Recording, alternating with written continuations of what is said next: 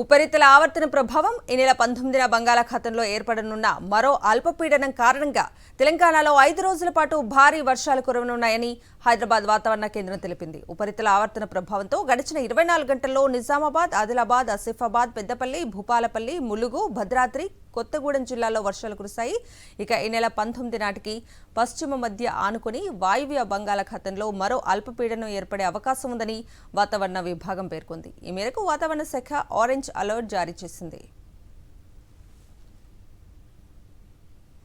ఏపీలో 2 రోజుల పాటు భారీ నుంచి అతి భారీ వర్షాలు కురుస్తాయని వాతావరణ శాఖ ప్రకటించింది. మధ్యప్రదేశ్ తీర పరిసర ప్రాంతం మీదుగా కొనసాగుతున్న అల్పపీడన ప్రభావం, దీనికి అనుబంధంగా విస్తరించిన ఆవర్తనం రాష్ట్రం మీద ప్రభావం చూపనుంది. ఈ ప్రభావంతో ఏపీలో ఇవాళ రేపు భారీ నుంచి అతి భారీ వర్షాలు కురుస్తాయని వాతావరణ శాఖ తెలిపింది. ఉత్తర కోస్తా, దక్షిణ కోస్తా జిల్లాలో భారీ నుంచి అతి భారీ వర్షాలు పడతాయని, బలమైన ఈదురుగాలులు వీస్తాయని, పిడుగులు పడే అవకాశం ఉందని తెలిపింది. పొలాల్లో పనిచేసే రైతులు, వ్యవసాయ కూలీలు, పశు, గొర్రెల కాపరులు చెట్ల కింద ఉండరాదని, లోతట్టు ప్రాంత ప్రజలు అప్రమత్తంగా ఉండాలని హెచ్చరించింది.